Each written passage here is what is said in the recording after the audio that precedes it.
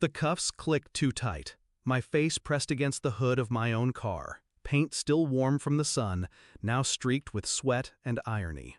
Red and blue lights smeared across the windshield. I didn't speak, didn't fight, didn't blink. "Sir, we got a call. Woman said there's a prowler, said you were threatening her." I smiled. Not out of joy, out of the dead, empty space where fear used to live.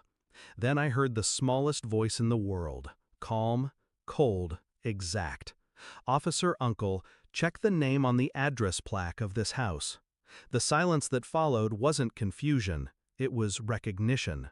The officer leaned over, squinting.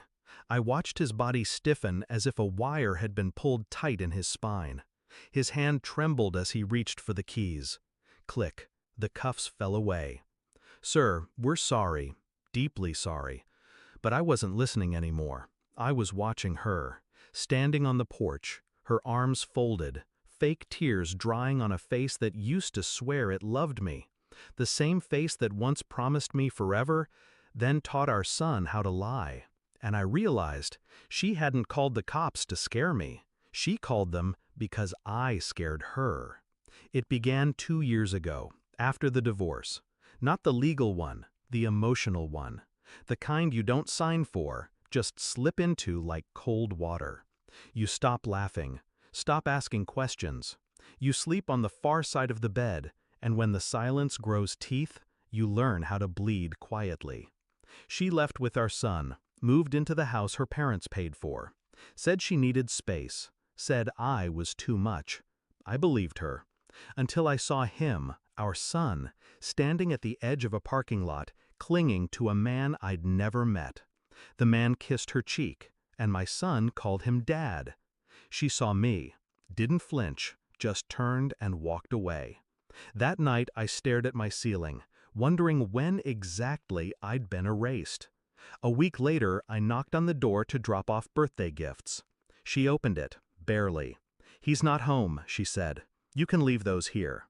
No eye contact, no invitation. And behind her, I saw it. His tiny backpack on the sofa, and 2 wine glasses beside it. I didn't scream, didn't confront. I took the long road, quietly. Every pickup, every drop-off became surveillance. I tracked patterns, logged calls, watched shadows shift behind curtains. Then I went deeper. I filed to update the custody agreement, used the legal system like she used the police, as a weapon dressed like justice. I spoke softly in court, smiled in mediation, but my heart was a wire pulled tight. I planted questions in our son's bedtime stories, slipped subtle truths between sentences. And when he began to ask questions, real ones, I knew the tide was turning. DNA confirmed what I feared. He was mine, but she was letting someone else pretend. And the worst part? She taught our son to accept it, to call him Dad, to forget. I didn't give her the DNA report. I gave it to my lawyer. Then I waited. The custody hearing wasn't dramatic. It was sterile. Words like manipulation, parental alienation, and emotional conditioning were tossed around by men in suits pretending they cared. But when the judge looked at me and said, "You are granted primary custody," I didn't smile.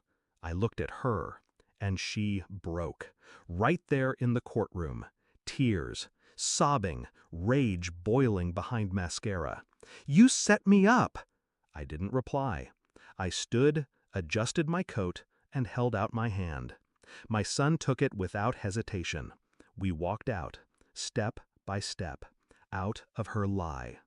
Weeks passed. She begged to see him, wrote long emails about misunderstanding and redemption, asked for second chances, claimed it was just confusion. I ignored them. Until today, when I drove to drop off forgotten homework at her doorstep, and she called the police, called me a prowler, in front of our son.